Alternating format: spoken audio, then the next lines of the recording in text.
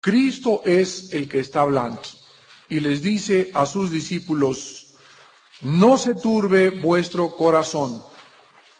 ¿Creéis en Dios? Creed también en mí. En la casa de mi Padre muchas moradas hay. Si así no fuera, yo os lo hubiera dicho. Voy pues a preparar lugar para vosotros. Y si me fuere y os preparare lugar, vendré otra vez y os tomaré a mí mismo, para que donde yo estoy, vosotros también estéis. Y sabéis a dónde voy, y sabéis el camino. Le dijo Tomás: Señor, no sabemos a dónde vas. ¿Cómo pues podemos saber el camino? Jesús le dijo: yo soy el camino, y la verdad, y la vida. Nadie viene al Padre sino por mí. Si me conocieseis, también a mi Padre conoceríais, y desde ahora le conocéis y le habéis visto. Felipe le dijo: Señor, muéstranos el Padre y nos basta. Jesús le dijo: ¿tanto tiempo hace que estoy con vosotros y no me habéis conocido, Felipe? El que me ha visto a mí, ha visto al Padre. ¿Cómo pues dices tú: muéstranos el Padre? ¿No crees que yo soy en el Padre y el Padre en mí? Las palabras que yo os hablo, no las hablo por mi propia cuenta, sino que el Padre que mora en mí, Él hace las obras. Creedme que yo soy en el Padre y el Padre en mí. De otra manera, creedme por las mismas obras. De cierto os digo, el que en mí cree, las obras que yo hago, él las hará también, y aún mayores hará, porque yo voy al Padre. Y todo lo que pidiereis al Padre en mi nombre, lo haré, para que el Padre sea glorificado en el Hijo. Si algo pidiereis en mi nombre, yo lo haré. Este capítulo nos introduce a la víspera de la separación de Jesús de sus 12 hombres que le seguían. Y anteriormente, vean ustedes en el capítulo 13, versículos del 36 al 37, Pedro le había hecho una pregunta al Señor Jesucristo. Juan 13, del 36 al 37. Y le dijo Simón Pedro: Señor, ¿a dónde vas? Jesús le respondió: a donde yo voy, no me puedes seguir ahora, mas me seguirás después.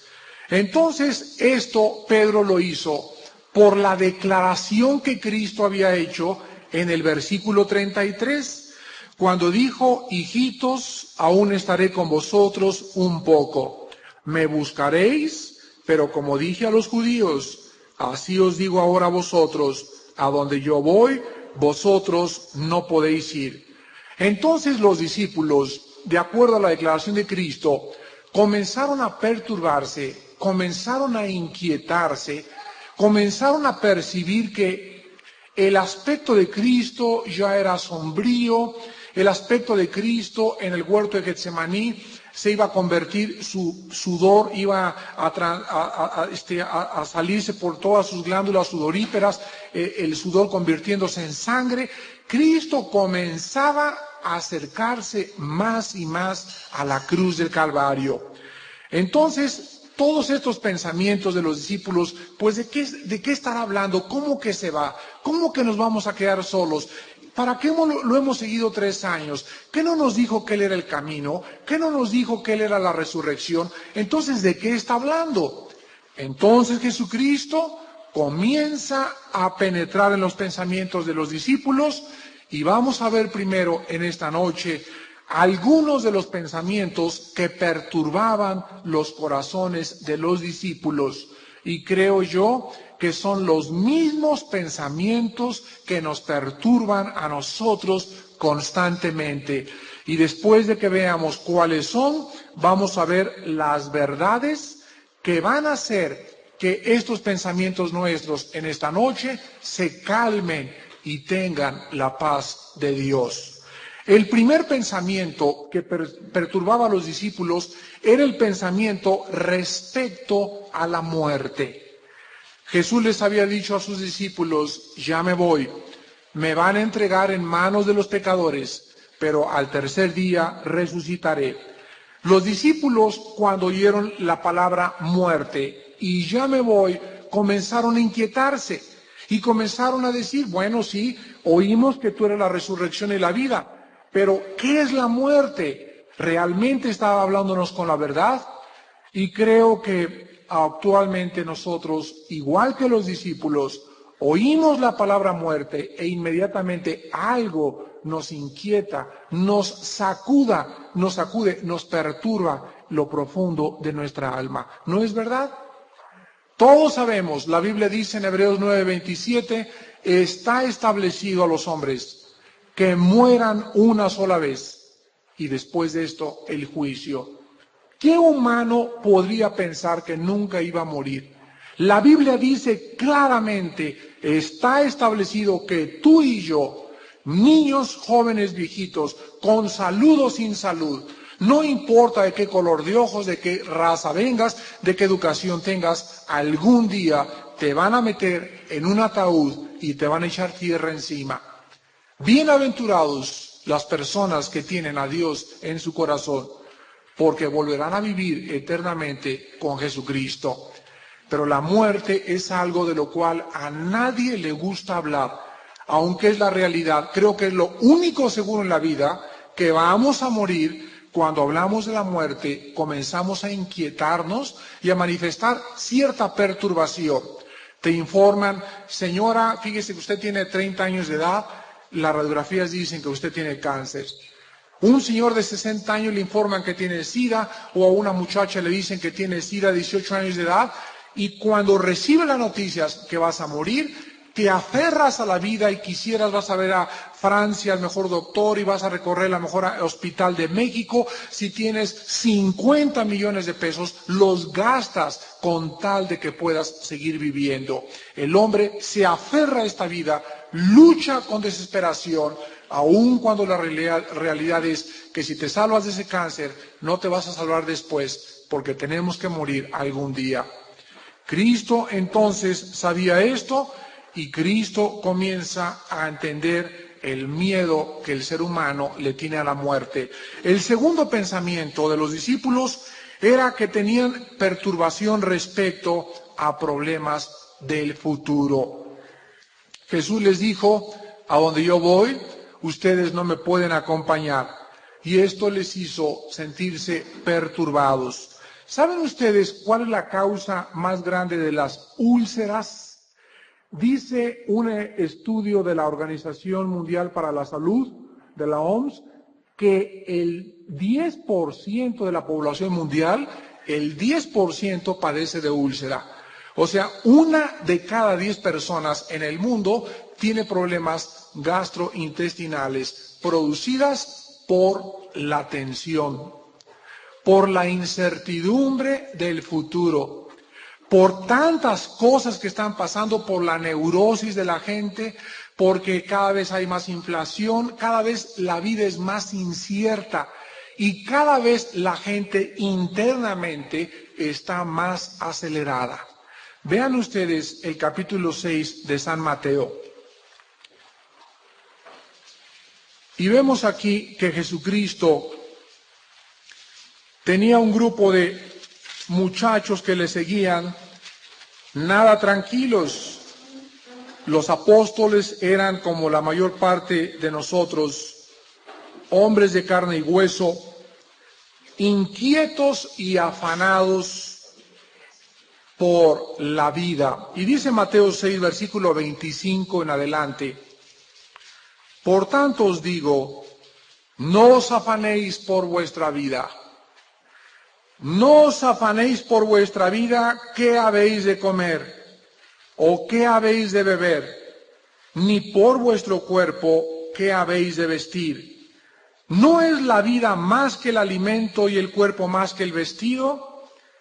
Mirad las aves del cielo, que no siembran, ni ciegan, ni recogen en graneros, y vuestro Padre Celestial las alimenta, ¿no valéis vosotros mucho más que ellas?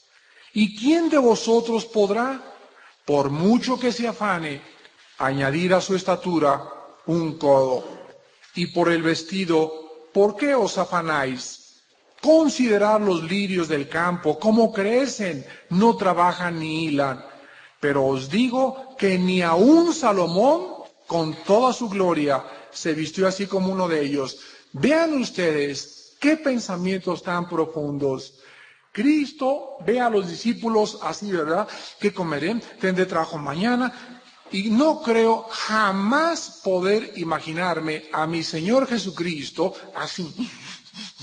Jamás Cristo pudo tener dentro de su vida ansiedad, neurosis o incertidumbre hacia el futuro. Y Cristo les dice a los discípulos, miren, los pájaros, ¿han visto ustedes algún pájaro neurótico? ¿Han visto algún pájaro lleno de ansiedad? Los pájaros, ninguno de los pájaros trabaja ni en la Goodrich Euskadi, ni los pájaros tienen sueldo, los pájaros no saben ni qué cosa está pasando, lo único que hacen es vivir. Ni tampoco han visto pájaros ni neuróticos ni muertos de hambre. ¿Por qué? Porque el Dios que los hizo cuida de ellos. Ahora un ejemplo más profundo, las plantas, los lirios, las flores. Hoy en la mañana estaba con mi esposa, estábamos afuera de un consultorio y vi una maceta y una planta y me vino a la mente Mateo 6:25 que estamos leyendo. Y vi por primera vez esta planta hoy en la mañana y me di cuenta que la planta no hace nada. Y volteé a ver el estado de Morelos y vi lleno de árboles y ningún árbol se ha movido jamás. Ahí han estado siempre plantados y no hay ningún árbol neurótico, ni lleno de ansiedad. Y siempre los árboles, quién sabe cómo, pero crecen, crecen, crecen. Y el monte de Morelos está lleno de ellos y nadie ha ido a echarles agua. Dice la Biblia que esos árboles lo único que hacen es vivir, existir, producir fruto y secarse. Y jamás anduvieron buscando trabajo porque los árboles tampoco se tienen que mover. Dice Cristo, las aves ni buscan trabajo, los árboles existen y tienen vida dentro y nunca jamás Dios los desampara. Ahora ustedes, ¿cómo creen, dice Jesucristo, que si ustedes fueron hechos a la imagen y semejanza de mi Padre, podrá mi Padre alguna vez abandonarlos?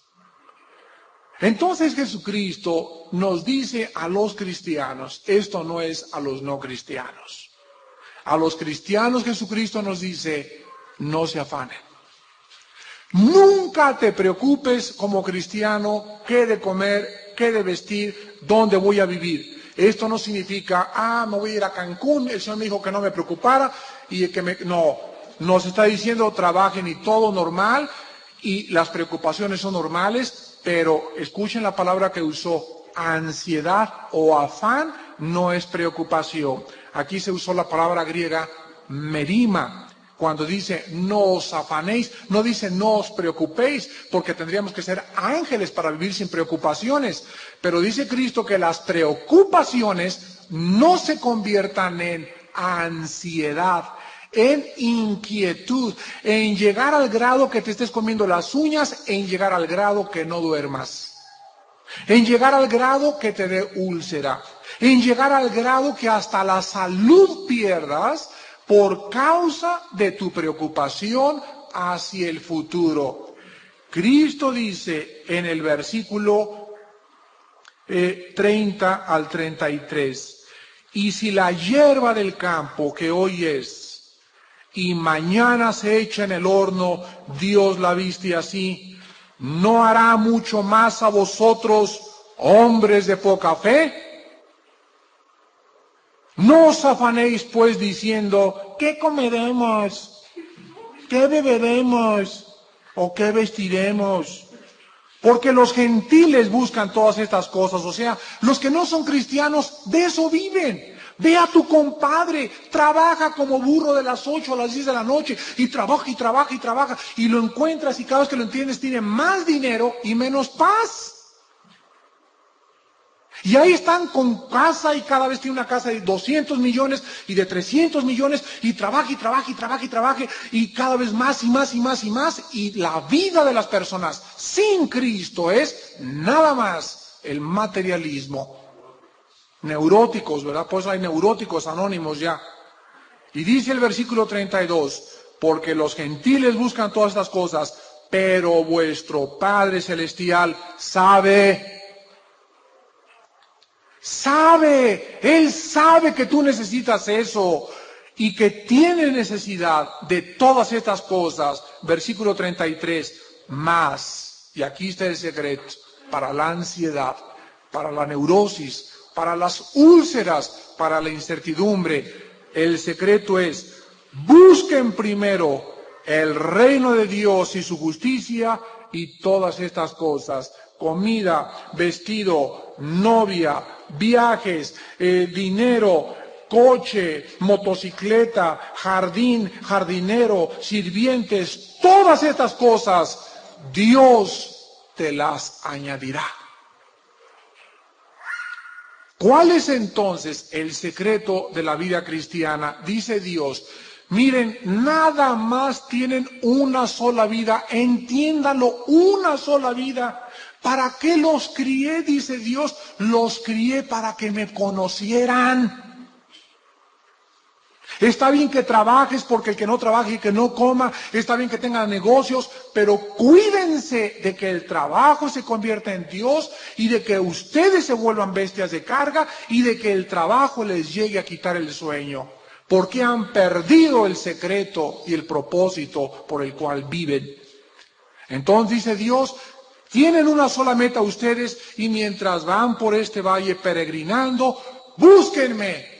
¿Qué significa buscar a Dios? Levantarte temprano y tener un tiempo de oración, tener tiempo en la palabra, tener tiempo de estudiar la Biblia, tener tiempo para Él en los días, tener tiempo con tus hijos de hablarles de Cristo. Eso significa buscar el reino de Dios. Y cuando tú hagas eso, Dios te promete que no te puede faltar nada. ¿Por qué hay la ansiedad? ¿Por qué la preocupación? Porque la gente no confía en Dios. No creen que realmente Dios les pueda satisfacer su trabajo, ni su vestido, ni sus necesidades. Gente incrédula, gente de poca fe. Y el cristiano no puede tener esta incertidumbre. Cristo dijo, si creen en Dios, crean también en mí. Regresamos a Juan 14. Los discípulos vivían inciertos, como muchos cristianos. ¿Y mañana tendré trabajo? ¿Y mañana qué comeré? ¿Y de veras Dios nunca me abandonará? ¿Y nunca les faltará escuela a mis hijos? Dios no es hombre para que mienta, ni hijo de hombre para que se arrepienta. Él dijo y no lo hará. Con su poder hizo el cielo y las estrellas. Él habló y el universo entró en formación y comenzó todo a manifestarse. Él que hizo con su voz y con su palabra, que envió a su Hijo en una cruz, ¿no nos dará todas las cosas? Mis pensamientos para ustedes, dice Dios, son pensamientos de paz.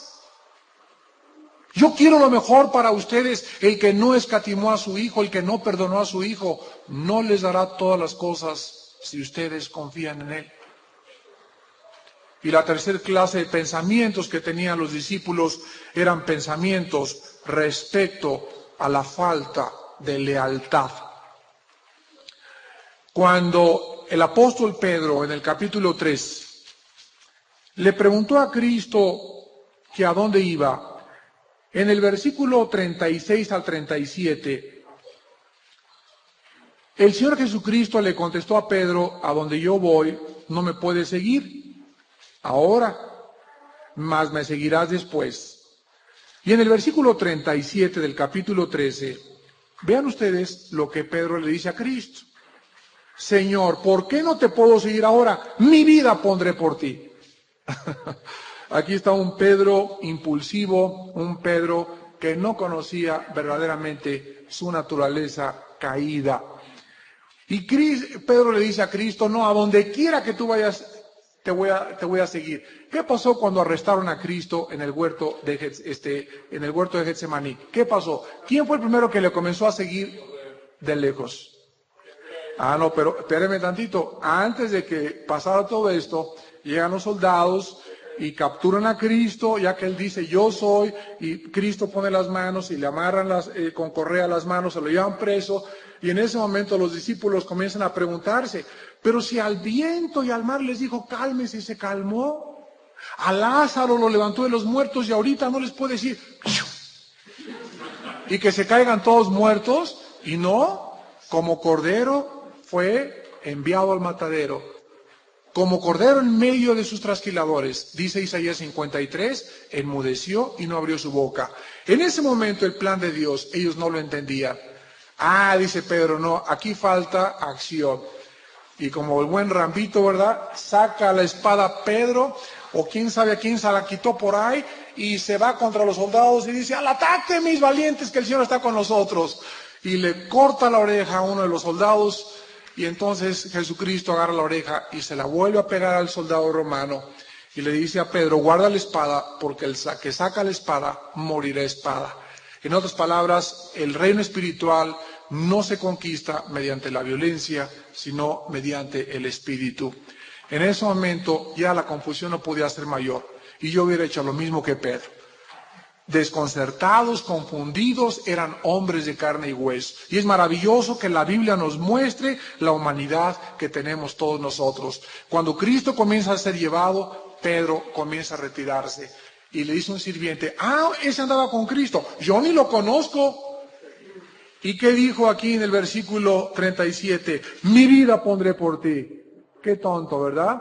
No sabía él que era una persona impulsiva y que no podía cumplir su promesa simplemente porque el Espíritu Santo no había aún venido a los hombres.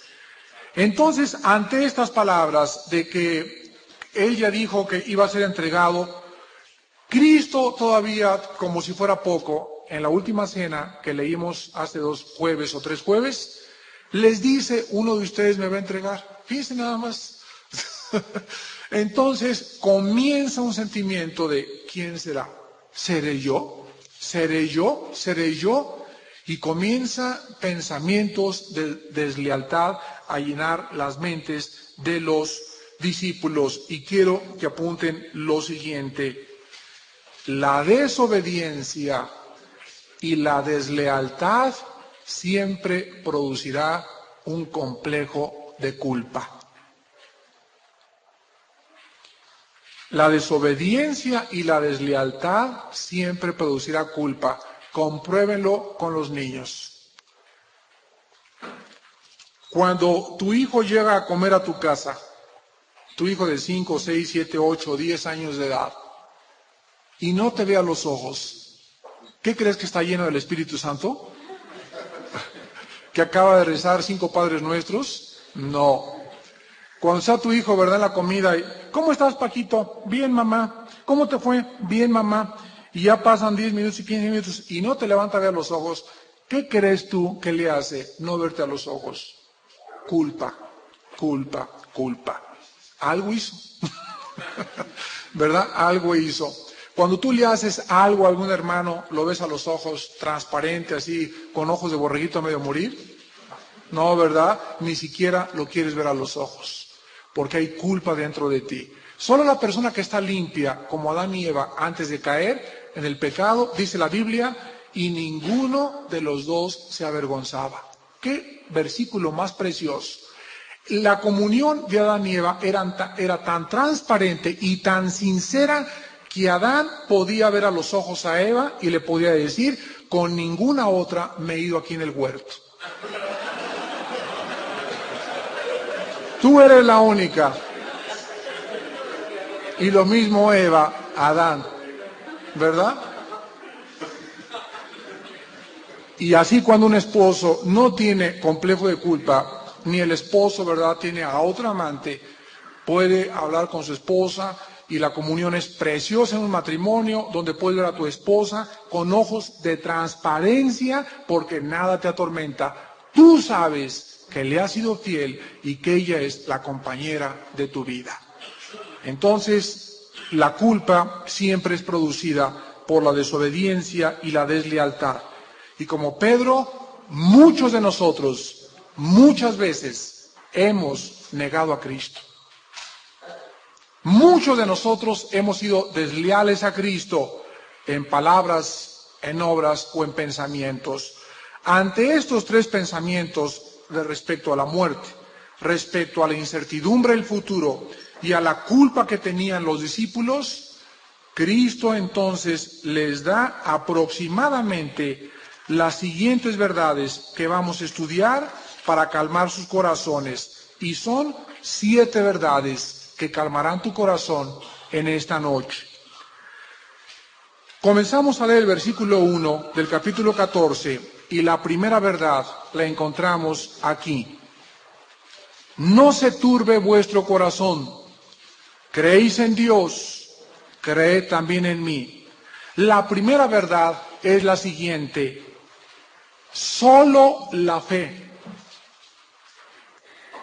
en un Dios personal nos infundirá fuerza para vivir. Solo la fe en un Dios personal nos infundirá la fuerza para vivir. Cualquier persona que se quita la vida, ¿por qué se quitó la vida? Porque no encontró, queridos hermanos, ninguna otra salida más que la única que tenía, dejar de existir. El cristiano, dice en 2 Corintios 4, del 8 al 9, está atribulado en todo, pero no angustiado. Perseguido, mas no desamparado. Derribado, pero no destruido. Y sí es cierto, tenemos problemas y tenemos muerte y tenemos esto y tenemos falta de trabajo muchas veces, pero el cristiano, dice la Biblia, no debe permitir llegar a que la ansiedad y la incertidumbre le dominen, porque tiene un Salvador que vive, que resucitó de entre los muertos y que es una realidad en nuestra vida y tiene que ser esta realidad. No se turbe vuestro corazón, dice Cristo. No permitas que nada en este mundo, nada te robe la paz con Dios. ¿Crees en Dios? Crees en mí. Cristo dice que nuestra fe en Él nos dará la paz de Dios. No podemos nosotros seguir continuando la vida, ni debemos de permitir que nada de esta vida nos robe la paz con Dios. La segunda verdad la encontramos en el versículo 2 y 3. En la casa de mi Padre muchas moradas hay. Si así no fuera, yo os lo hubiera dicho. Voy pues a preparar lugar para vosotros. Y si me fuere y os preparare lugar, vendré otra vez. Y os tomaré a mí mismo, para que donde yo estoy, vosotros también estéis. La segunda verdad es la siguiente. Mientras Cristo está preparando nuestro lugar en el cielo, aquí en la tierra nos está preparando para ir al cielo. Otra vez, mientras Cristo está allá preparando en el cielo nuestra casita, aquí nos está preparando para ocupar esa casita. En otras palabras, dice la Biblia en Hebreos 12, sin santidad nadie verá a Dios. Dice en Mateo capítulo 5, bienaventurados los de limpio corazón, porque ellos verán a Dios. La Biblia dice que si no hay una pureza en nuestro corazón, producida por la sangre de Cristo, si en mi vida no hay un anhelo de conocer a Dios cada vez más, ¿cómo crees tú que al llegar al cielo te van a dar ganas de vivir con Dios? Si ahorita en esta vida, escuchen muy bien los que no son cristianos, si ahorita en esta vida te frustran y te frustra ver cristianos, pues te vas a ver más frustrado en el cielo. Entonces, en el infierno vas a estar muy contento porque no habrá cristianos que te frustren. Entonces, es importante que nosotros comprendamos que aquí en la tierra nosotros estamos preparándonos para poder llegar a ese lugar, y aquí en la tierra mientras tenemos que mantener el amor, la paz y la unidad entre nosotros, porque el amor y la paz van a prevalecer en el cielo, y vámonos acostumbrando aquí abajo a comenzar a llevarnos los unos con los otros, a perdonarnos los unos con los otros y a sufrir por Cristo si queremos reinar también con Él. Vean ustedes en Santiago capítulo 1, ¿por qué la Biblia nos dice que las pruebas son una bendición para nosotros? Santiago 1, versículos del 2 al 4. Hermanos míos, tened por sumo gozo cuando os halléis en diversas pruebas, sabiendo que la prueba de vuestra fe produce paciencia. Mas tenga la paciencia su obra completa, para que seáis perfectos y cabales, sin que os falte cosa alguno.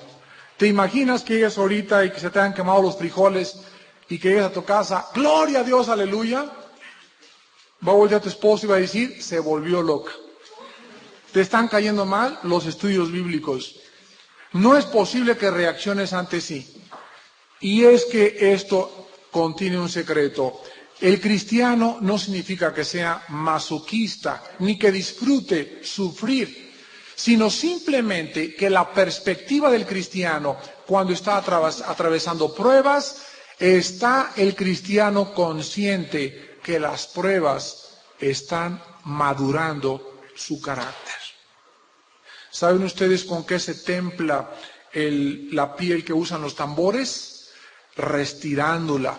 ¿Saben ustedes con qué se templan las riatas? Yo me acuerdo cuando andaba ahí de charro, las riatas famosas de Chavinda, pues la agarrábamos y agarraba el caballo, le daba 2 o 3 vueltas a la cabeza el caballo y jalaba la riata y la estiraba.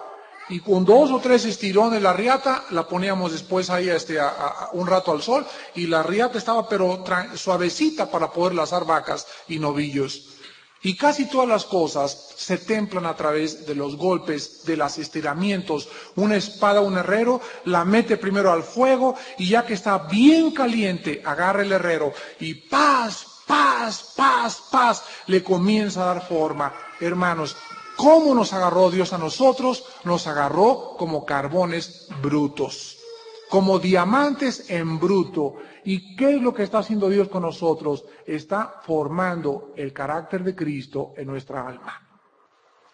¿Cuántas de ustedes, señoras, están casadas con un hombre que no es cristiano y llegan a ser hermano, yo tengo 3 años, mi esposo no se convierte, ya quisiera divorciarme? Si tuviera otro hombre de Dios y cristiano, ya hubiera crecido más. Todo lo contrario, estás creciendo por tener un cabezón de esposo. ¿Cuántos hermanos, viceversa, verdad? A ver si pueden controlar a esta niña, por favor. ¿Cuántos hermanos también tienen esposas que son como gotera de lluvia como gotera continua en tiempo de lluvia? Y cómo son molositas muchas hermanas, ¿verdad? Y lo atornilla y le dale al hermano. Y el hermano, quisiera cambiar de esposa. Pues te amolaste porque no puedes cambiar de esposa. Te vas a quedar con ella hasta que la muerte los separe. Porque todo lo que está pasando es para la formación de tu carácter. Entonces la Biblia nos muestra que ahorita estamos siendo preparados. Dios está preparando un lugar para nosotros y debemos de ver las pruebas como la formación de nuestro carácter. Verdad número 3. Jesucristo es el camino. Jesucristo es la verdad, Jesucristo es la vida. Juan capítulo 14, versículos del 4 al 6. ¿Quién creen que le hizo la pregunta a Cristo que para dónde iba? Tomasito. Este Tomás, el más escéptico de todos los discípulos. Le dijo Tomás, Señor, no sabemos a dónde vas. ¿Cómo pues podemos saber el camino?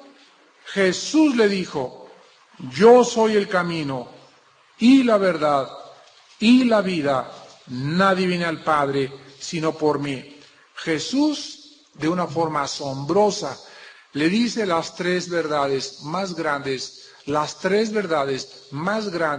la persona de Cristo. Número uno, Jesucristo es el camino.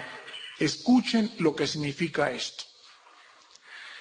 Significa que si tú estás en cualquier otro camino que no sea Jesucristo, vas en un camino hacia tu propia destrucción.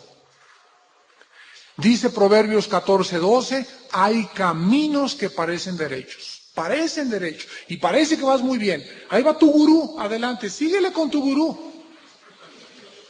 Y ahí va con tu dianética, síguele con tu dianética, sigue siguiendo a Ron Huber, el que la fundó, sigue con el control mental, método Silva, sigue con los espiritistas, sigue, no importa, tú crees que vas bien, hay caminos que parecen derechos, pero la Biblia dice, checa tu boleto. ¿Ya checaste el boleto?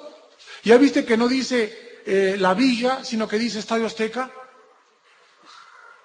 Y muchos van en el camión, no, voy feliz, voy a llegar al Estadio Azteca, y se bajan en la Villa. Pero si yo estaba seguro que me iba a ver al Estadio Azteca, la sinceridad no salva. Muchas personas son sinceras, pero sinceramente equivocadas. Y son sinceras en el camino que están, y yo soy sincero de que la dianética es la respuesta, etcétera, etcétera. Checa tu boleto, porque tu sinceridad no te va a salvar. Mejor antes de subirte al camión, checa a dónde va y que diga Estadio Azteca para que te bajen el Estadio Azteca. ¿Cuándo dijo la dianética, el control mental o los gurús que ellos eran Dios, resucitaron de los muertos y viven por los siglos de los siglos? Cristo dice, yo soy el camino. Cualquier otro camino del ser humano es un camino equivocado. Dice Hechos 4:12. Y no hay otro nombre dado bajo el cielo a los hombres. No hay ni el nombre de Rita de Casia, ni San Juana de Arco, ni San Martín de Porres, ni San Cristóbal. Rézale a la santa que quieras, rézale al santo que quieras. No hay, nadie dice Hechos 4:12. Apunta la cita, Hechos 4:12. No hay otro nombre dado bajo el cielo a los hombres en que podamos ser salvos. El único nombre que nos ha dado Dios del cielo a nuestra tierra es el nombre de Jesús.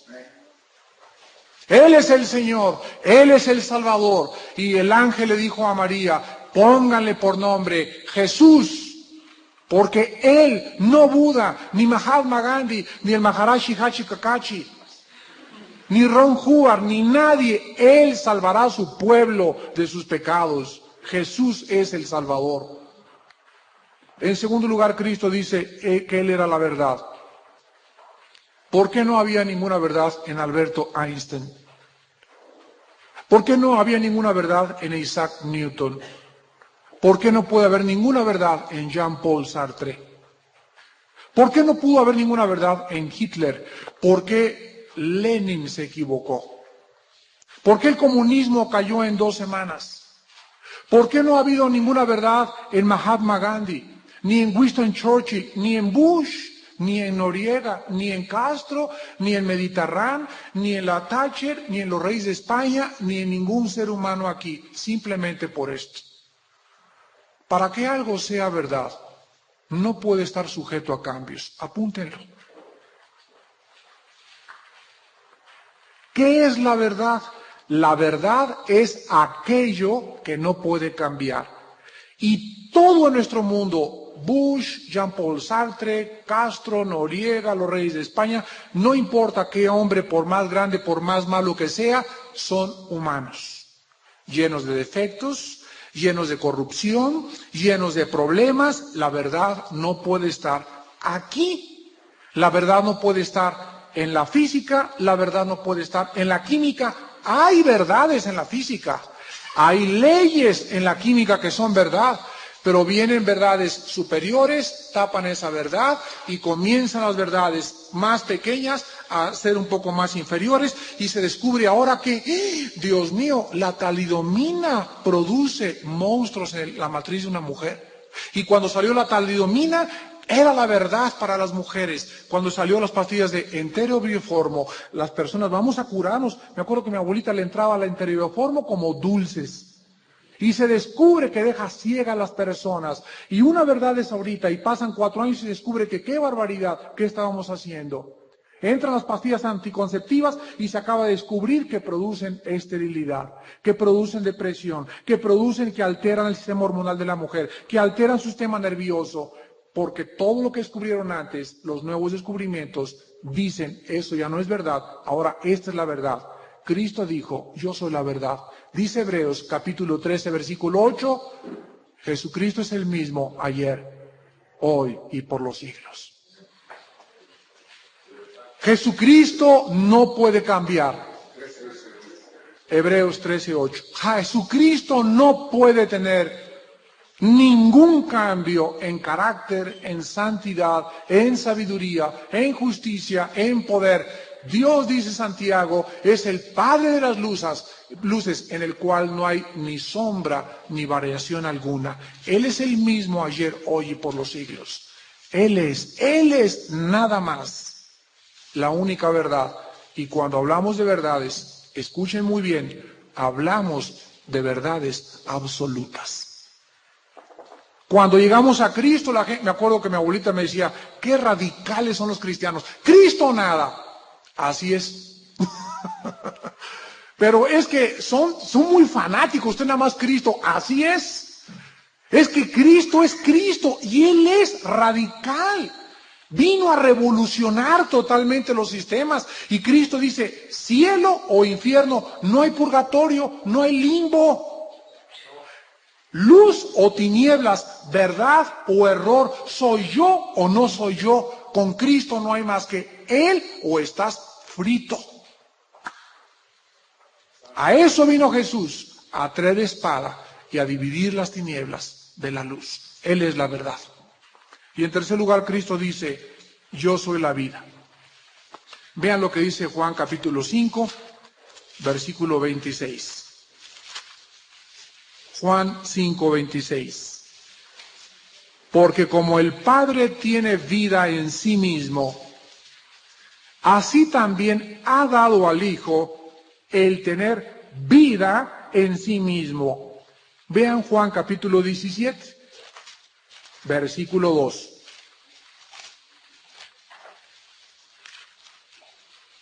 Como le has dado potestad sobre toda carne, para que dé vida eterna a todos los que le diste. ¿Sabe una cosa?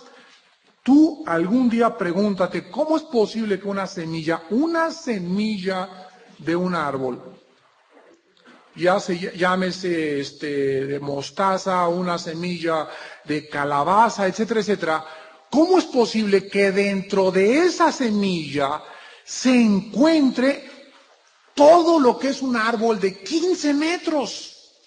¿De dónde salió ese árbol? ¿Cómo es que dentro de esa semilla estaba en su código genético hereditario, estaban las ramas, las hojas diseñadas, el fruto, las manzanas que te llevas a la boca y que te las comes? Todo tuvo su origen en un principio muy pequeño. ¿Saben ustedes que este principio se llama el principio de la vida? ¿Alguno de ustedes en esta noche que sea ginecólogo o doctor se ha preguntado, ¿cómo es posible que en un esperma puedan encontrarse cuando se junta con el óvulo de la mujer? ¿De dónde salió el hígado? El cerebro, los intestinos, el sistema nervioso tan complejo, el cerebro tan maravillosamente diseñado, mis ojos, mis oídos, mi piel, mis uñas, mi sangre. ¿De dónde salió todo? De algo que no podemos comprender. Salomón escribió en Eclesiastés, así como el hombre no sabe cómo se forma el hombre en el vientre de su madre, así tampoco el hombre conoce las obras de Dios. Son demasiado grandes para él. Esta es la vida y Cristo dijo, yo soy ese principio.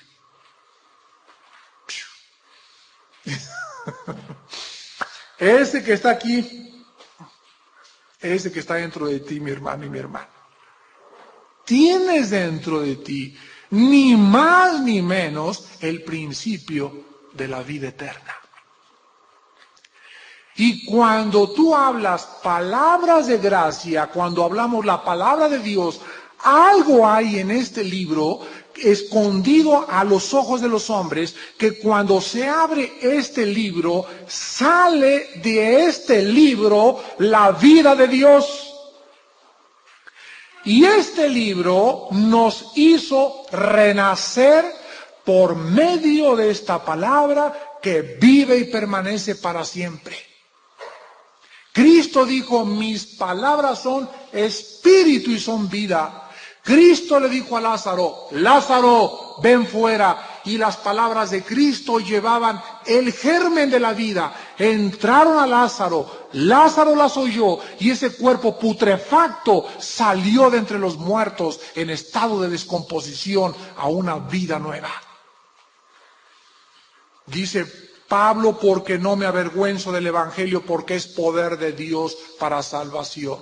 Y ahí andamos buscando nosotros milagros y apariciones, cuando el poder más grande es ver a una vida transformada con el poder de la palabra de Dios.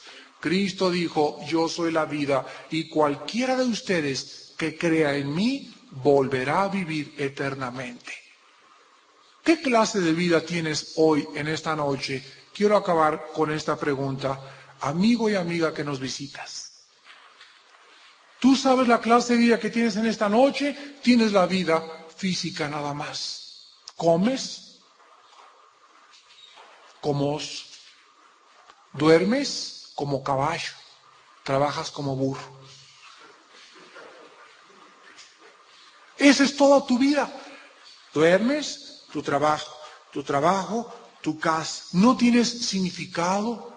No ha habido una tarde que has ido por la playa de Acapulco y puedas en una tarde y una puesta de sol sentir la presencia del Espíritu en tu vida y decirle a Dios, cuán grande eres, Señor.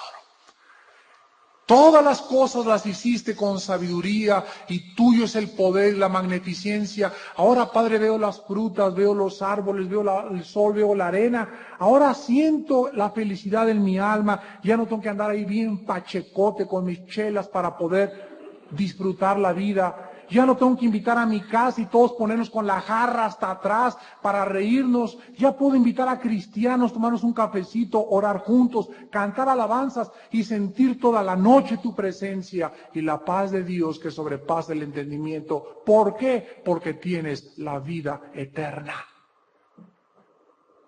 Y en esta noche yo les invito a que tengan la vida eterna en Jesucristo. Inviten en esta noche a Jesucristo a su vida. Encontrarás el camino que tu vida busca.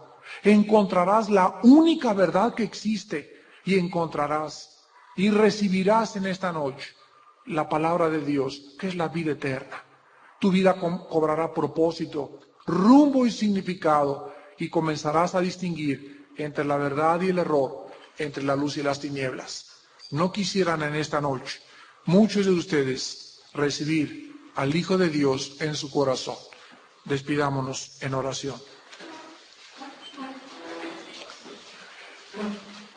Padre, te damos gracias porque el Salmo 23 nos dice, Jehová es mi pastor, nada me faltará. En lugares delicados pastos nos harás descansar, confortarás nuestra alma. Aunque andemos en valle de sombra de muerte, no tendremos miedo nunca, porque tú estás con nosotros. Nunca jamás nos dejarás ni nos desampararás. Ciertamente el bien y la misericordia nos seguirán todos los días de la vida. Y algún día no muy lejano, moraremos en tu presencia. Padre Santo, has llenado nuestra alma de gozo, de dicha, de consuelo, de paz. Ahora hemos encontrado al pastor y obispo de nuestras almas, Antes éramos como ovejas descarriadas, buscando en filosofías, en religiones, en el mundo, en los placeres, en los vicios, en el sexo, en el alcohol, en las drogas, lo que Cristo nos vino a dar. Dichosa y feliz la persona que en esta noche tenga a Cristo en su corazón. En la clase pasada del capítulo 14 del Evangelio de San Juan, pudimos observar algunas verdades que Jesucristo comienza a declarar por causa de que los discípulos tenían diferentes cosas que perturbaban su corazón, diferentes cosas que los ponían en una situación incierta hacia el futuro, hacia su vida, hacia su mantenimiento, hacia la seguridad de su trabajo e inclusive la muerte. Dentro de estas verdades que Jesucristo comparte con sus discípulos, la verdad más monumental la vimos en el versículo 6, cuando Jesucristo declara de una forma radical, tajante, determinante y absoluta, diciendo: yo soy el camino, yo soy la verdad, yo soy la vida, nadie viene al Padre sino por mí. Esta declaración de Jesucristo tan absoluta y radical, repito, es algo que ha de haber puesto a los discípulos verdaderamente a considerar que ese hombre que tenían enfrente de ellos, ese ser no era un ser común y corriente, sino que venía y se atribuía a sí mismo la vida eterna. En él estaba la vida, escribió Juan, y la vida era la luz de los hombres. En su primera carta el apóstol Juan repite y dice: y vimos a ese verbo hacerse carne, y la vida fue manifestada, y anduvo entre nosotros, y nosotros oímos a la vida, la tocamos, la percibimos mediante nuestras manos, y palpamos al verbo de vida. Y este verbo de vida que anduvo hace 2000 años entre esta tierra, resucita a los 3 días y comienza a abrir un nuevo panorama, una nueva dimensión a todos los seres humanos. Y el mensaje más grandioso a todos los seres humanos, el mensaje más profundo que le podemos dar nosotros a la gente es: Jesucristo vive. Él es el que estuvo muerto, mas he aquí que tiene las llaves del infierno y del cielo. Hay esperanza después de esta vida, hay una oportunidad de poder vivir eternamente, y tenemos nosotros que decidir nuestro destino eterno en la forma en que nosotros nos acerquemos al Dios de la Biblia. Ahora, en el versículo del 7 al 11, Jesucristo declara la cuarta verdad. Ya vimos la clase pasada las 3 primeras verdades. Ahora vamos a ver la cuarta verdad del versículo 7 al 11. Y la cuarta verdad es que Jesucristo es Dios. Jesucristo no fue un simple gurú, o un gran moralista, o un gran filósofo, o un revolucionario, o un gran iniciado, como le dicen los gurús. Ninguno de estos calificativos pueden ser dignos de designar al Hijo de Dios. El Hijo de Dios era Dios hecho carne, y así lo declara en este pasaje. En el versículo 6, Cristo les dice que Él es el camino, la verdad y la vida, que nadie iría al Padre sino por Él. Y en el versículo 7 dice: si me conocieseis, también a mi Padre conoceríais. Y desde ahora le conocéis y le habéis visto.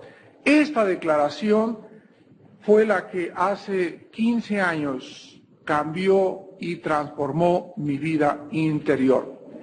Esta declaración fue cuando yo hace 15 años, por primera vez en mi vida, después de conocer mucho de religión y de catecismo y de misales, alguien me dio una Biblia que fue mi hermano, me la llevé a mi casa y después de luchar intelectualmente y buscar respuestas filosóficas y estar en el marxismo y en el comunismo y en la dianética y el control mental y con los gurús y leyendo los libros de Lobsang Rampa y yendo de un viento de doctrina al otro, cae en mis manos San Juan 14 y lo leo una noche a las 11 exactamente de la noche. Y cuando yo leí que Cristo decía, el que me ha conocido a mí, ha conocido al Padre. ¿Saben una cosa? Que delante de mí se abrieron dos caminos nada más.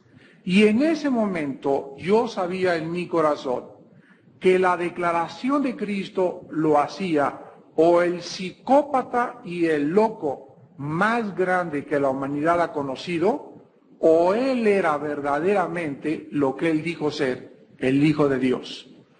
Pero en ese momento, hace 15 años, yo supe que para el ser humano no existe una tercera alternativa ante Jesucristo.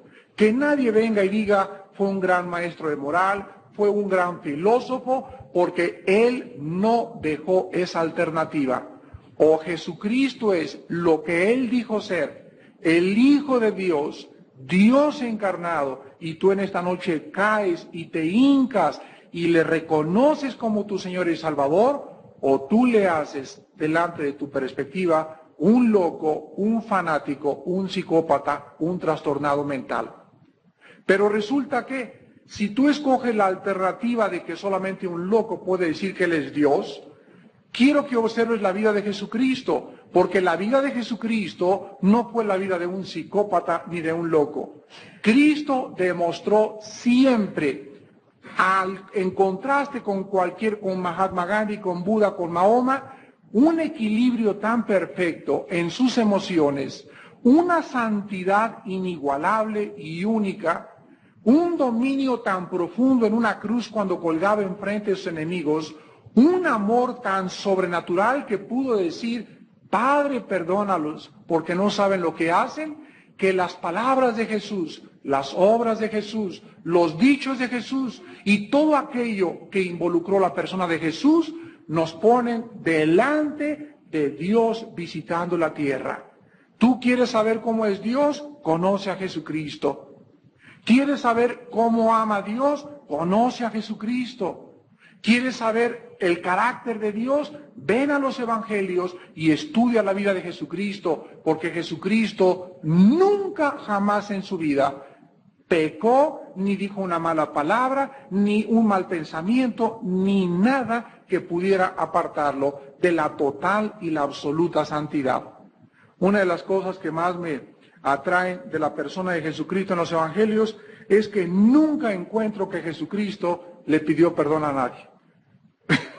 Nunca les digo a los fariseos, generación de víboras, después digo, perdónenme porque los ofendí, o quiero pedirles una disculpa. Jesucristo jamás pidió perdón porque Jesucristo nunca habló nada en contra de nadie que pudiera ser ofensivo. Si era ofensivo era por ellos y porque decía la verdad, pero él no tenía por qué pedir perdón porque estaba hablando con la verdad.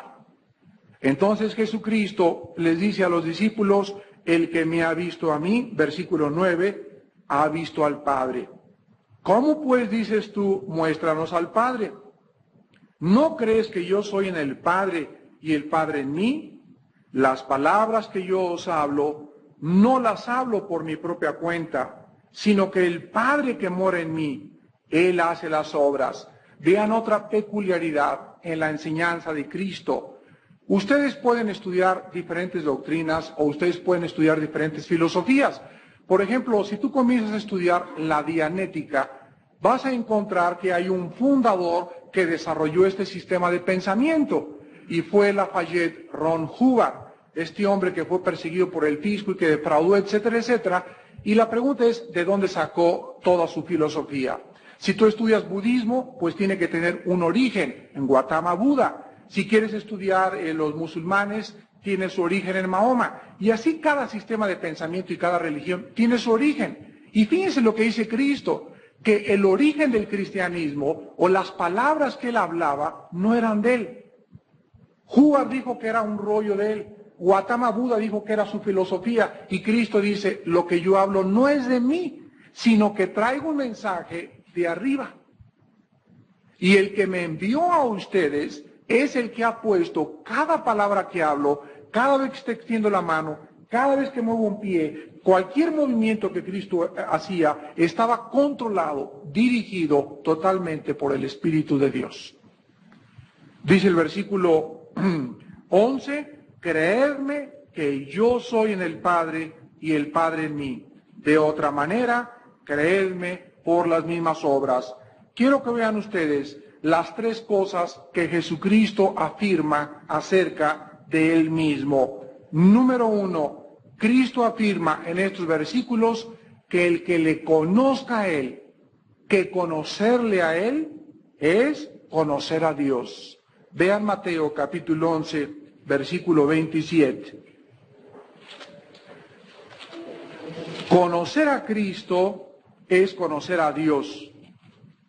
En otras palabras, si tú dices, bueno, es que yo conozco a Dios desde niño, y pues yo también conozco a Dios porque soy gurú, y en la meditación trascendental nos hacen y nos llevan a conocer a Dios. Hay una pregunta que te voy a hacer.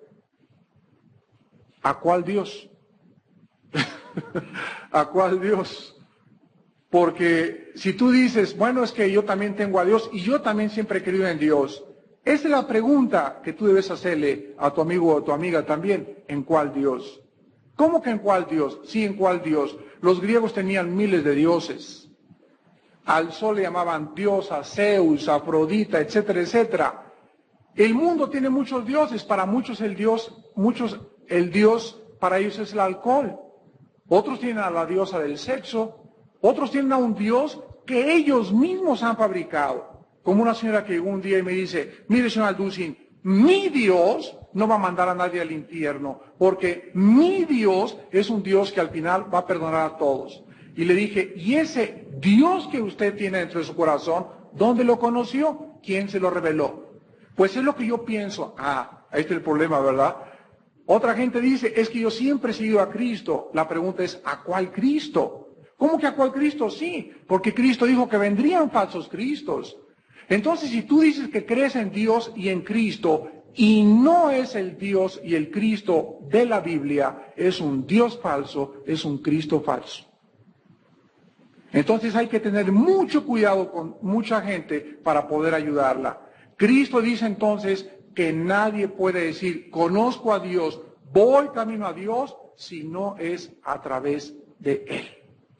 Dice Mateo 11:27, todas las cosas me fueron entregadas por mi Padre, y nadie conoce al Hijo sino el Padre, ni al Padre conoce a alguno sino el Hijo. Escuchen, y aquel a quien el Hijo lo quiera revelar.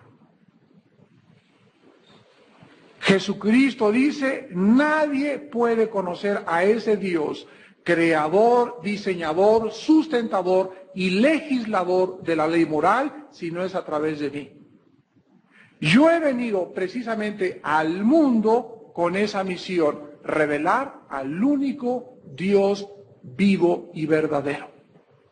Y siempre que Jesucristo se refería al Padre, por ejemplo en Juan 17 del 1 al 3, Cristo dice, y esta es la vida eterna, que te conozcan a ti, y dice, el único Dios vivo y verdadero.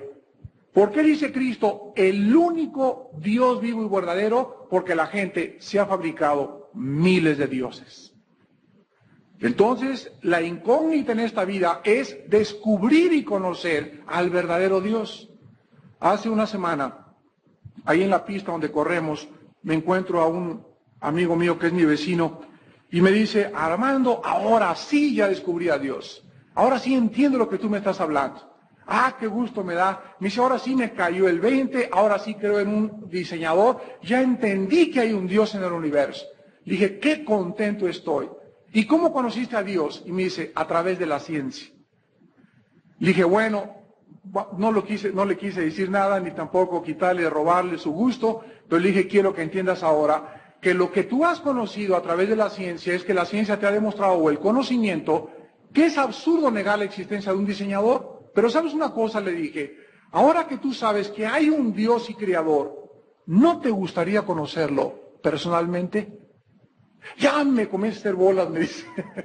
¿Cómo que personalmente? Digo, sí, ¿no es maravilloso que ese Dios que ya sabes que existe y que es creador, tú puedas tener una relación íntima con Él?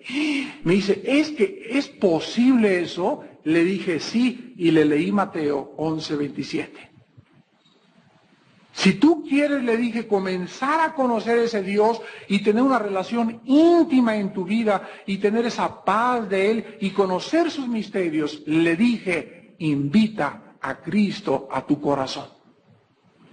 Porque es la única forma de que cualquier ser humano pueda penetrar en el Dios vivo y verdadero. Tiene que ser a través de Jesucristo.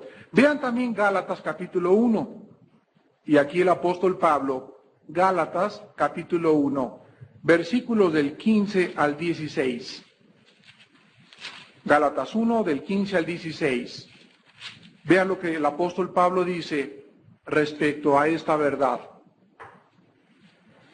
Pero cuando agradó a Dios, que me apartó desde el vientre de mi madre y me llamó por su gracia, revelar a su Hijo en mí, para que yo le predicase entre los gentiles, no consulté enseguida con carne y sangre.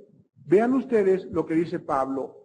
Dios reveló a su Hijo en mí. Y lo mismo tiene que suceder en tu vida, y lo mismo sucedió en mi vida. Dios tiene que quitarte esas vendas para que tú puedas ver su imagen en la imagen del Cristo, el Hijo de Dios. Y cuando tú veas a Cristo ya no como un gurú, ni como un revolucionario, ni como un gran maestro de filosofía, sino que tú puedas, junto con el apóstol Pedro, decir, tú eres el Cristo, el Hijo del Dios viviente, en ese día comenzarás a conocer a Dios. Pero tú tienes que ver a Cristo, a Dios encarnado. Y cuando tú puedas tener esta revelación, es porque Dios ha revelado esto que solo Él lo puede hacer. Regresamos a Juan y vemos la segunda verdad que Cristo nos revela en estos versículos del 7 al 11. En segundo lugar dice Cristo que el que le ha visto al Padre. En otras palabras, los discípulos le están preguntando, muéstranos al Padre y nos basta. Y Cristo les dice, el que me ha visto a mí, ha visto al Padre. Dice en Juan 10:30, yo y el Padre, uno somos. Vemos entonces la deidad del Hijo de Dios. Esta deidad de que Cristo es Dios, es la deidad que niega la secta, los testigos de Jehová. Los testigos de Jehová dicen que Cristo fue un ángel mayor, que es el Hijo de Dios, que es un Dios menor, que es como el arcángel San Miguel, etcétera, etcétera, pero ellos niegan que Cristo sea Dios, cuando la deidad de Jesús es una de las doctrinas cardinales de la palabra de Dios. Y en tercer lugar, dice Cristo en el versículo del 10 al 11, ¿no crees que yo soy en el Padre y el Padre en mí? Las palabras que yo os hablo, no las hablo por mi propia cuenta, sino que el Padre que mora en mí, Él hace las obras. Creedme que yo soy en el Padre y el Padre en mí. De otra manera, créanme por las mismas obras. Cristo dice en tercer lugar que todas sus obras, cuando Él dijo a Lázaro, Lázaro, sal fuera, cuando Él se acercó al ciego y le puso las manos, cuando Él levantó a la mamá de Pedro enferma de fiebre altísima, cuando Él le dijo a los leprosos, sé sano, cuando al paralítico le dijo, agarra tus muletas y ponte a andar, Cristo le dijo a la gente, escúchenme muy bien, mis poderes son de Dios.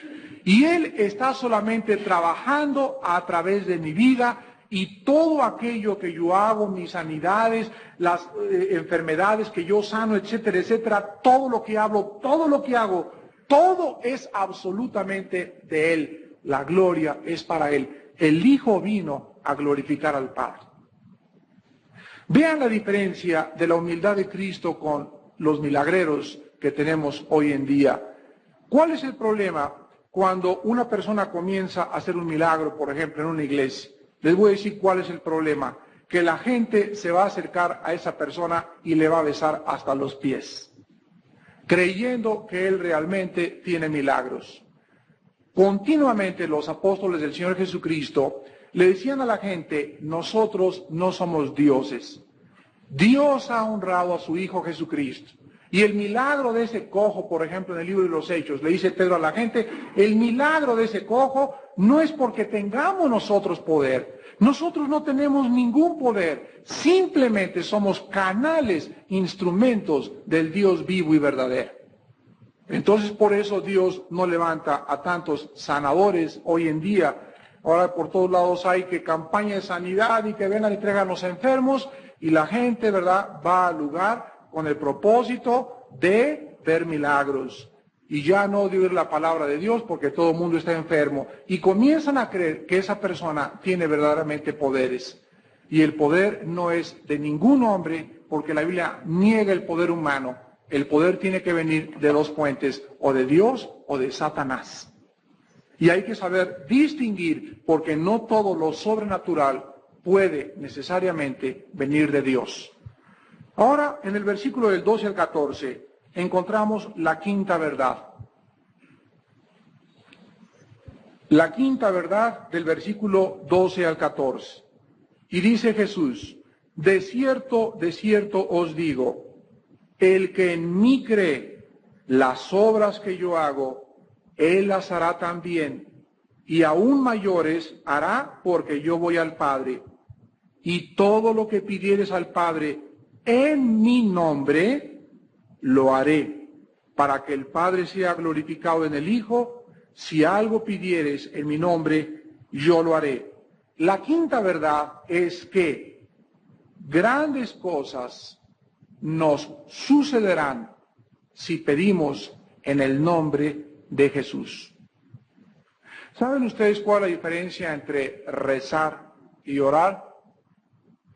Rezar es pronunciar o emitir sonidos o palabras aprendidos de memoria con repeticiones. Cristo y la Biblia prohíbe al orar repetir. ¿Sabían ustedes eso? Mateo capítulo 6. Cristo dijo, y cuando oréis no uséis vanas repeticiones, como los gentiles que creen que por su palabrería serán oídos. Entonces Jesucristo puso de modelo el Padre Nuestro para que tuviéramos un bosquejo. Él no dijo que repitiéramos el Padre Nuestro, sino que el Padre Nuestro nos sirviera de guía para orar. Entonces orar es hablar, platicar con Dios, y la diferencia entre un cristiano y un religioso al orar es que el cristiano siempre pide en el nombre de Jesús. Cuando quieras saber si una persona realmente conoce a Cristo, dile, da gracias por los alimentos. Y si él dice, Padre Santo, gracias por los alimentos, amén, y no dice en el nombre de Cristo, o no es cristiano, o es ignorante, o no ha nacido de nuevo. El cristiano aprende cuando nace que todo lo que tiene que hablar al Padre tiene que ser en el nombre de Cristo. ¿Y saben ustedes por qué? Porque el Padre no escucha a los seres humanos porque vengan en el nombre de Juan Pérez o en el nombre de fulano de tal. Dios contesta la oración bajo el mérito y el nombre de su Hijo Jesucristo. Entonces, cuando yo vengo al Padre y le digo, Padre Santo, aquí está hermana Dulcin, quítemelo por favor, obedece a los ángeles. ¿Quién es este, verdad? Pero si yo vengo en el nombre de tu Hijo, mi Hijo. Y ahora como Dios me ve a mí y te ve a ti a través de la sangre de Cristo, nosotros somos aceptos a Dios en el amado. En Cristo hemos sido justificados, en Cristo somos oídos, en Cristo somos aceptados, en Cristo tenemos comunión con el Padre. Toda nuestra relación con el Padre es mediante el único nombre dado bajo el cielo a los hombres, en el nombre de Jesucristo. Es importante que ustedes puedan comprender esto, porque esto no significa que la oración sea una lámpara de Aladino, que absolutamente todo lo que se nos antoje nos será concedido. Yo me he encontrado hermanos cristianos sinceros, pero sinceramente equivocados, que creen que orar es nomás hacerle así, y es que dijo Dios que cualquier cosa que pida, Señor, dame un Cadillac, quiero un Mercedes-Benz, te pido que sanes a mi hijo, y en el nombre de Cristo que me lo sanes, y tengo fe que se lo sanes, y se muere el niño, y dice, ¿qué pasó? ¿Me fallaste, Señor? No, no te falló el Señor. El problema está en que tú quisiste hacer a Dios tu sirviente, y no recordaste lo que dice el Padre Nuestro, hágase, Señor, tu voluntad. Entonces, siempre que oremos, no vamos a decirles, Padre, quiero esto porque lo quiero, sino hay que decirle, Señor, pero no sea hecha mi voluntad, sino tu voluntad. Ahora en este martes, en el estudio de mujeres en la mañana, les decía yo a mis hermanitas que hay muchas mujeres, también hombres, ¿verdad? Hay de todo, que llegan a Dios así. Escriben la petición a Dios, Señor, quiero esto y esto y esto y esto, fírmamelo, por favor. Ya, y con Dios no vienes con algo escrito, a Dios le entregas una hoja en blanco para que la llene. Entonces, no vengas a Dios, ¿verdad? Vengo que me autorices esto. Aquí están mis peticiones, echa de la firma, un momentito, acuérdate que Él está en el cielo y tú estás en la tierra. Entonces a Dios llegamos con una hoja en blanco y permitimos que la llene. ¿Cómo puede llenar Dios esta hoja y saber que es de Dios? Para eso nos ha sido dada la palabra de Dios. Vean 1 de Juan capítulo 3. Saber orar y saber orar bíblicamente es poderosísimo.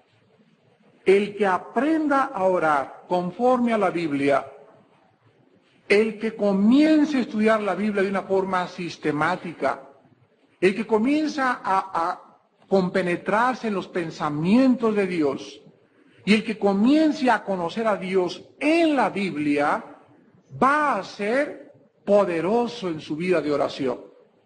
Dice 1 de Juan 3:22, y cualquier cosa que pidiéramos, la recibiremos de Él, porque guardamos sus mandamientos y hacemos las cosas que son agradables delante de Él.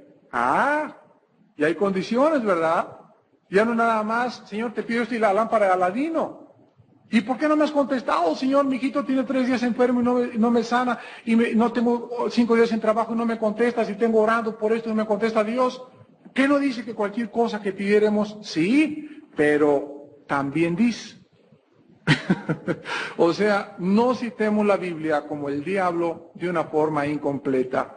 ¿Sabían ustedes que el diablo se sabe la Biblia de memoria? Pero ¿saben cuál es la característica del diablo? Igual que el de las sectas, que citan la Biblia incompleta. Por ejemplo, en Mateo 4, cuando el diablo ataca a Jesucristo, le dice, fíjense nada más el descaro del diablo, ¿no? Le dice a Cristo, está escrito, y en ese momento el diablo cita un salmo, y el salmo que el diablo cita dice, a sus ángeles enviará para que tu pie no tropiece en piedra. Y entonces Cristo le dice, pero también está escrito. O sea, diablito, no cites la Biblia incompleta, cítame la completa. A él no lo pudo atrapar, ¿verdad? Entonces cuando decimos, es que esta porción dice la Biblia aquí, hay que ver también qué dice Mateo, qué dice los Hechos, qué dice las cartas pastorales, qué dice el Antiguo Testamento, porque la Biblia es una unidad. Nunca se saca una doctrina de la Biblia de una sola porción. Tenemos que conocer la hermenéutica o la rama de la teología para interpretar bíblicamente la palabra. La Biblia de Dios no se interpreta por interpretación privada, sino que el Espíritu Santo que la inspiró es el que nos muestra y nos da todo el rompecabezas. Mientras no tengas todas las piezas, ten cuidado de trazar una doctrina porque te puedes convertir en un hereje. Entonces, si tú le pides a Dios en esta noche, Padre, te pido por mi hijito que está enfermo, ¿por qué te va a contestar Dios?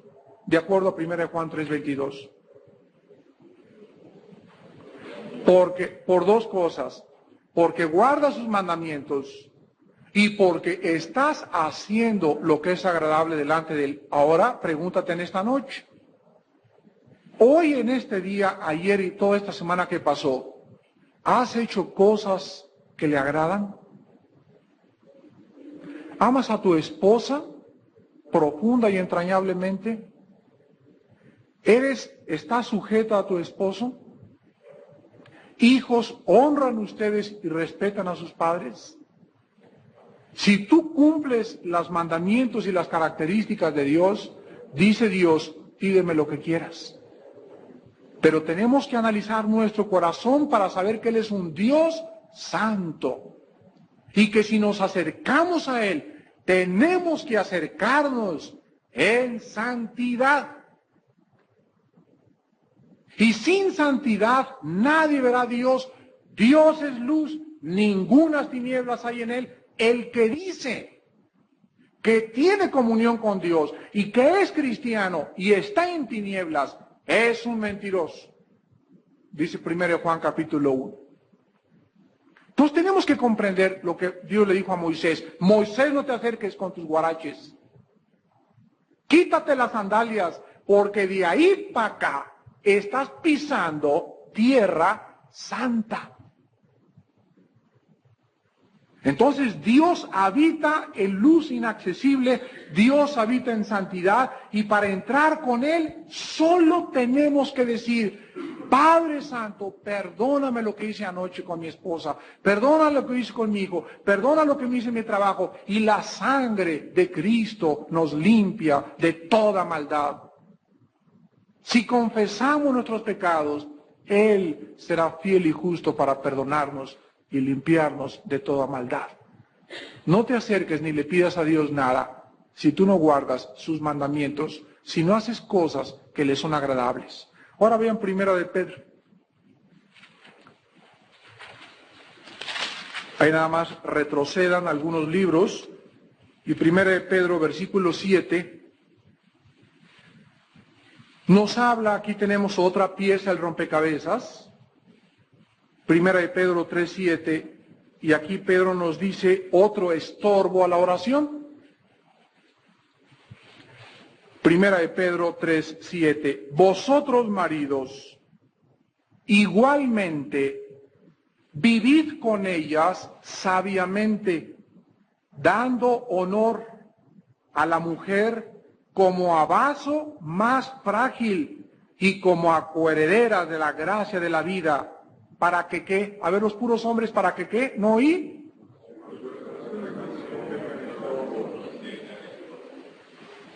¿Oí bien? Edúquense. Dice la Biblia en este otro pasaje que si yo tengo una relación equivocada con mi esposa, no me atreva a orar. Si yo no, fíjense ustedes, y la relación, aquí se menciona, la relación que tengo que tener yo con mi esposa y tú con la tuya es, en primer lugar, dice la Biblia, que Dios nos manda que nosotros vivamos con ella, mantengamos una relación con ellas en sabiduría. ¿Ya lo vieron? Vivan con ellas sabiamente. ¿Y qué cosa es la sabiduría? El temor de Dios es el principio de la sabiduría. En otras palabras, dice Dios, mira Armando, agarra a tu esposa, ora con ella, apapáchala, cuídala, rodéala de atenciones, porque sabes una cosa, no es como tú eres una jarra, ella es un vasito frágil, tú eres un garrafón, ella es una copita, y dice la Biblia que la mujer no es igual que yo. No somos obstinados, concretos, y hay maridos que, ya comenzó a chillar esta, de todo chillas, cállese la boca. Y no sabemos que las mujeres son hipersensibles, aprensivas, se les suben muy fácilmente, se les bajan las hormonas, tienen problemas, bueno, no son como nosotros. Entonces nos manda a nosotros tratarlas así, pero con pinzas. Y dice Dios, si tú no estás viviendo así con tu mujer, aunque me chilles, me grites, me patalees y te revuelques, no te contesto. Ve con tu esposa y hazle tus cuentas con ella, y entonces ven y pídeme. ¿Y cuántos obstáculos muchos tenemos en esta área por no tener una relación satisfactoria con nuestra esposa. Y vean el Salmo 66 en el Antiguo Testamento, y aquí de una forma ya más específica, la Biblia dice, Salmo 66, versículo 18, si en mi corazón hubiese yo mirado a la iniquidad, el Señor no me habría escuchado. Entonces ya entendimos que la relación que Cristo nos muestra a través de la oración con el Padre Celestial tiene condiciones. La condición para que cuando yo en la mañana arranque mi coche es que cuando hago así, cuando abro la llave del interruptor, en ese momento brinca una chispa y va por todos los cables de mi coche, llega al distribuidor, del distribuidor a las bujías, etcétera, etcétera, y todo salió con un llavazo que di desde el principio en mi coche en el switch. Una vez me levanté en la mañana y no arrancaba, y otra vez y no arrancaba. Fui por el mecánico y llegó el mecánico y me dice, mire, señor Alducin, la corriente está saliendo del switch hacia el motor, pero hay un problema en el carburador. Y ya examinó ahí y había una basurita, como no se imaginan así de pequeña, que estaba bloqueando la entrada de la gasolina e impidiendo que pudiera mi carro arrancar. Y en ese momento recordé la oración, lo que dice Isaías 59 del 1 al 3, y dice Dios, la energía siempre está saliendo del cielo hacia abajo, siempre. Mi brazo, dice, no se ha encogido, pero vuestros pecados han hecho estorbar sus oraciones. Entonces no digas, Dios no me oye, es que ya no hay poder de Dios. El poder de Dios es como el interruptor que siempre está dispuesto a salir. Pero hay algo entre Dios y tú que está impidiendo que las bendiciones de Dios lleguen a tu vida. La Biblia le llama pecado. Si tu vida es una vida de pecado, manchada por el pecado y sumida en el pecado, no esperes tener una relación con un Dios santo. Y en último lugar, regresamos a Juan, vemos la última verdad. Y dice San Juan en el versículo del 16 al 18, y yo rogaré al Padre, y os dará otro consolador, para que esté con vosotros para siempre, el Espíritu de verdad, al cual el mundo no puede recibir, porque no le ve ni le conoce. Pero vosotros le conocéis, porque mora con vosotros y estará en vosotros. No os dejaré huérfanos, vendré a vosotros. Esta palabra consolador es la palabra griega parakletos. Y saben ustedes que es muy interesante porque dentro de su etimología se usó o se tradujo en el latín la palabra abogado. Entonces cuando leen ustedes 1 Juan 2 y abogado tenemos para con el Padre, es la palabra parakletos. Y la palabra parakletos significa literalmente uno que es llamado al lado de otro para ayudarlo en un problema o dificultad. Entonces los discípulos dicen, Señor, ya te vas, ¿qué hacemos? Y dice Jesucristo, si me voy a regresar otra vez a ustedes, pero ya no físicamente. Ahora tengo que regresar de una forma espiritual a sus vidas para estar con ustedes todos los días hasta el fin del mundo. Y Cristo les dice a los discípulos y les promete el recibimiento del Espíritu Santo. Y es maravilloso que nosotros podamos saber que cada cristiano que recibe a Cristo, si tú en esta noche le dices a Cristo, entra a mi vida, Señor, me arrepiento de mis pecados y confío en tu muerte en el Calvario, Dios en esta noche te bautiza, te sella, te hace su hijo, te justifica, te santifica, te salva y te lava mediante la regeneración de la palabra y del Espíritu Santo. Y sabes una cosa, que Cristo ya no se vuelve a salir de tu vida. El otro día estaba platicando con unas señoras y me dicen, mire señor Alducin, nosotros recibimos a Cristo cada domingo. Y les digo, ¿y se les sale a ustedes durante el lunes, martes, miércoles, jueves y viernes, sábado?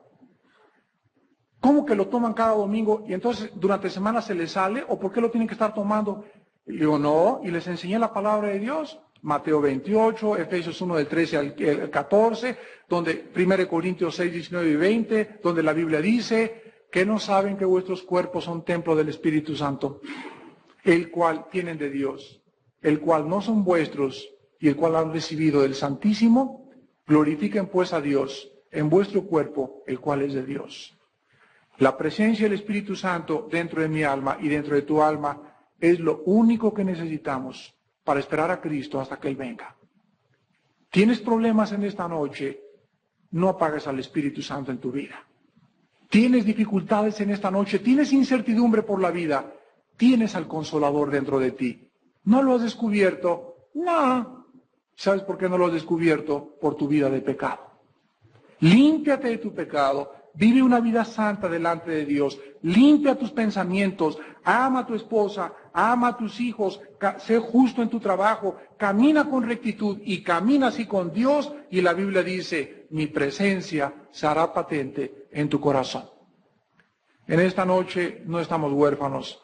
Gloria sea a Dios porque tenemos al Espíritu de Dios. Y ya no se vuelve a salir jamás. Ya se quedó para siempre entre nosotros. Por lo cual tampoco podemos orar, Señor, quédate con nosotros. Nunca oren, Señor, quédate con nosotros, porque Él ya está con nosotros. Y ha prometido su presencia, diciéndonos, estoy con ustedes todos los días, hasta el final de los siglos, por los siglos de los siglos. Amén. Despidámonos en oración.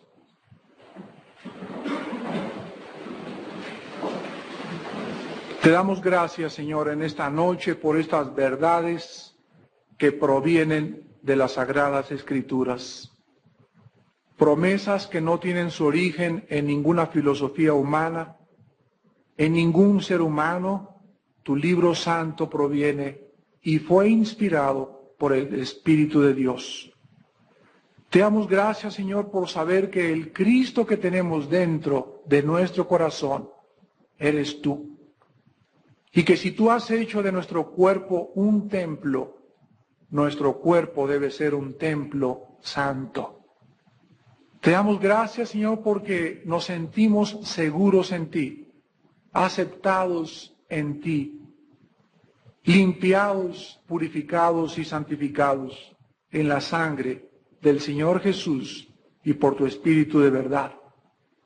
Te damos gracias, Padre Santo, porque es maravilloso llevar una vida de oración, pero una vida de oración sin interrupciones, sin nada que haga cortocircuito entre tú y nosotros, sin nada que obstaculice tus bendiciones a nuestra vida, sin nada que nos pueda robar el gozo y la paz y ese amor que solo en ti hemos podido encontrar. Padre, te pedimos que nuestras vidas sean cada vez más limpias delante de ti, que comprendamos que nos has llamado a la santidad, a una vida de separación del pecado, a alejarnos más y más de nuestro ego, nuestras pasiones que combaten dentro de nosotros y todas las cosas que te ofenden gravemente, que apagan el espíritu dentro de nuestra vida. Te pedimos, Señor, en esta noche que nos despidas con tu paz y que esta oración pueda ser escuchada, porque en esta noche tú nos escuchas, no porque lo merezcamos, ni por los méritos de ninguna persona, ni de ningún santo, ni de ninguna santa tampoco, ni de ningún ángel, sino por causa de aquel que murió y dio su vida en una cruz en nuestro lugar, por el nombre de Jesucristo nuestro Salvador. Amén.